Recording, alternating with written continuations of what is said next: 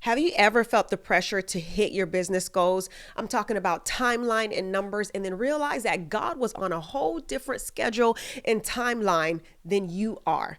Listen, because this is exactly what happened to me. I used to think that success meant setting bigger goals, but God showed me something that completely shifted my mindset. And He completely shifted how I run my business. He showed me that He cared so much about how I run my business that He was going to change my goals. You're going to want to listen all the way to the end, all right? Because I'm going to share some life-changing things for my women of faith who are in business that is absolutely going to change your life. So listen in. If you are here for the first time, my name is Dee Giles, and I am a business coach for women of faith who want to hit 6 and 7 figures in their business or already making that. This is the place for you. I'm going to share with you so many strategies and practical tips that you can apply in your life and business that is going to take your business to the next level. So jump in, ready, let's go. So I have my notes here because I wanted to make sure I shared with you every single detail of how God really shifted my business. If you are ready, I want you to go ahead and type ready in the comments down below because this is going to change your life. And then you're going to share this with another friend because us girlies, we're not going to keep all of the details and insight to ourselves. We're going to share it with another woman of faith to help them go to the next level. Let's pay it forward. So listen to this. What are goals in the first place? Goals are specific, measurable, time-bound results. They're great tools. But here's what I realized with the goals. The goals I was setting was leaving me in constraint and like really stressed out because I was trying to hit a goal on my own timeline, right? So what happens when God decides, I'm going to move out of this timeline, D? And that's how I felt. Like let's just say, if your goal is, I want to build a YouTube channel and I want to make sure my channel hits, 10K subscribers by June. And you are doing every single thing to do that. And not saying that it's wrong to set goals. It's just God showed me something different. And I had that goal. And what happens when you don't hit that goal is sometimes you feel like you have hit defeat. And that's what I was feeling like. I was like, I'm not at the subscriber level. I've done it with other channels. Why can't I do this? And I'm glad I didn't. Because obviously for me, I knew I had to shift something because I was building it with the wrong people. And if anyone knows YouTube, if you start building it with the wrong audience, it's like a ship that is so hard to turn around. So you have to go start a new channel. So I'm glad I didn't get too far away on that ship so I could turn the ship around to make sure that I produce content for my girlies like you. So listen.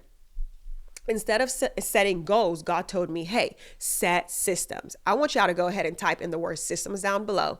You're going to want to get your notepad out because this is going to help somebody, right? Here's the lesson that I learned by this. I shifted to creating consistent content.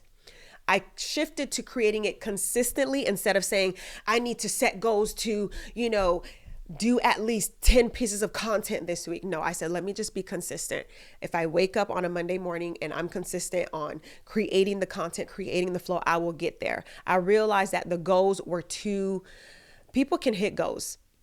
That's not the problem. But when you don't hit them, the defeat that you feel, right? I shifted to generating leads instead of saying, hey, I need to talk to X amount of people. I said, wait a minute. The big deal is get a whole bunch of leads in, right? Whether it's through creating a lot of content so you can have those amazing conversations. Those are all leads, right? It's being able to have those instead. So I created like this flow of where I was no longer stressed out and looking at myself in a place of where it felt like defeat. I said, I want to enjoy being in business and I want to enjoy creating content again. Right. And then following up with excellence. So that was what it was for me. So here's what goals are. It's like you put it in a time box and you say, I need to fulfill it by X amount of time. And if you don't fulfill it in that X amount of time, you feel like a complete failure. But instead of giving myself that, I said, let me create content consistently. Let me make sure I respond to people consistently and have those conversations. Therefore, I know that something is going to bubble up from here. Why? Because I am working on my skills instead of worrying about a time constraint. Number 2, I went from only trying to sell things to serving. Yes. God cares so much about you that he wants you to understand that the people that you're called to, your clients, you are trying to serve them at the highest level instead of just trying to sell them something. Now, selling is amazing when you understand that it is serving. Let me break this down to you. I used to think, because I used to work at a bank, and I remember I would work at the bank and they're like, you need to sell X amount of bank accounts in order for you to hit your quota for the day. And it was so stressful back then because I couldn't see the benefit of trying to get someone a bank account. But then as I got out of the banking industry, because no one really taught me well, and I began to study the business skills that I needed to grow my own business with my husband, and I started to realize, wait a minute, what I am trying to sell these clients is something that is actually of benefit. So if I go in and I look for the benefit for the client and how it's going to best serve them, then it's no longer a hard sell for me. It's actually a soft sell, which is like really a soft girl skill, because you look at it and you can have these amazing conversations with your clients and know that God put you there for a reason to help this person in their life. All right. So that was another big shift for me. I stopped focusing on getting people to buy and started focusing on creating higher value for them. So the value I was creating, I made sure that, hey, how can I serve them best by having something in there that's going to set their business to the next level, something they actually needed, not something they can get anywhere, but something they needed from me.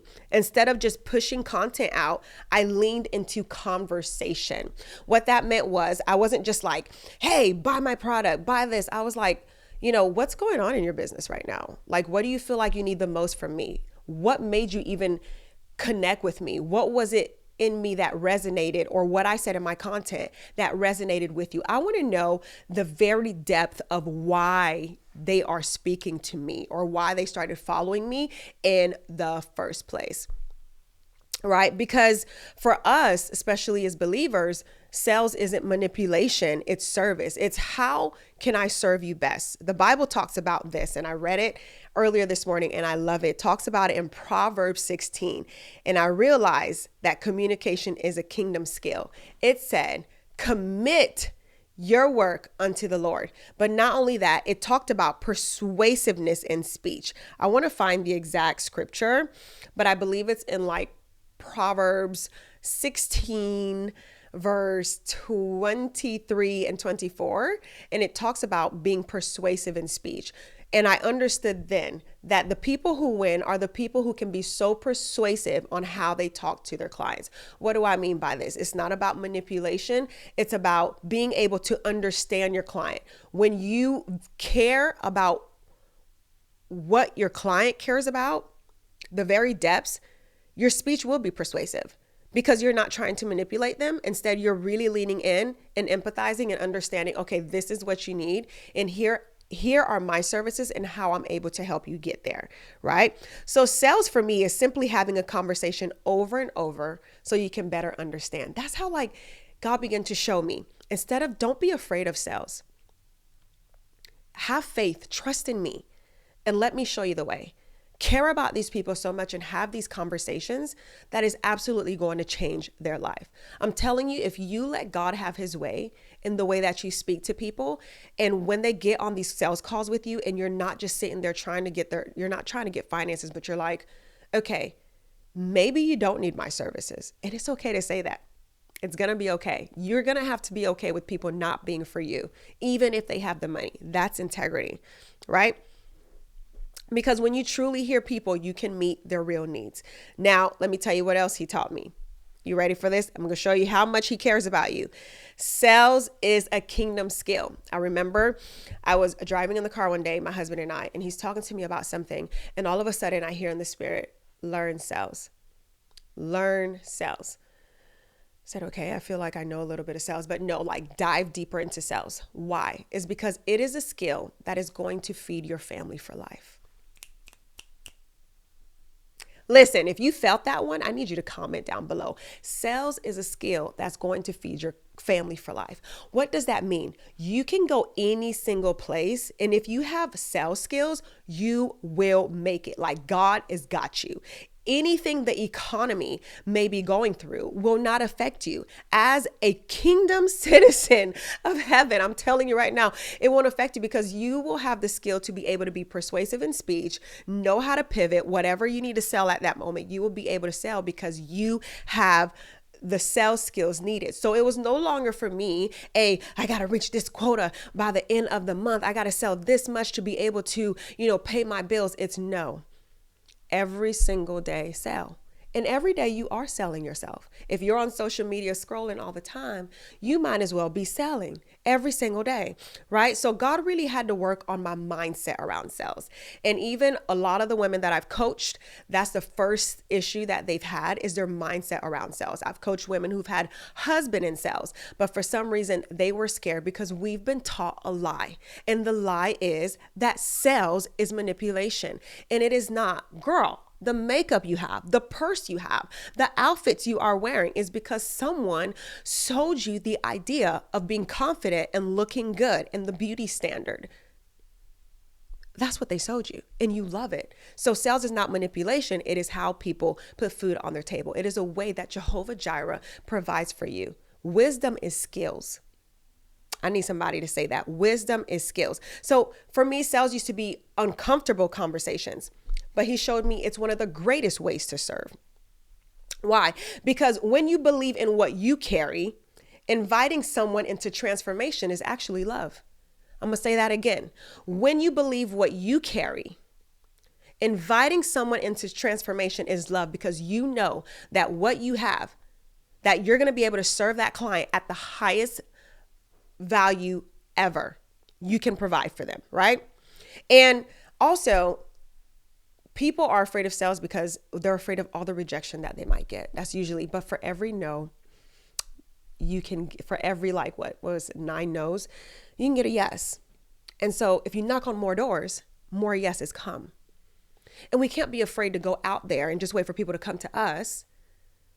We have to go out there as well. So don't be afraid of that. So this one skill, learning to communicate value and serve well, is a wealth building skill for you and your family. And there's nothing unspiritual about it because Deuteronomy 8:18 says God gives us the power to get well. So I understood that immediately. And let me tell you, the moment my mindset shifted on this, I remember I got on this sales call and immediately just listening to this lady, being able to listen to her really well. And if you guys want me to do a video on some sales calls or anything, go how we have conversations, go ahead and leave a comment down below and I could do that. And we got on a conversation and I was just listening to her and I was able to just repeat some of the things she said back so that it's really her words.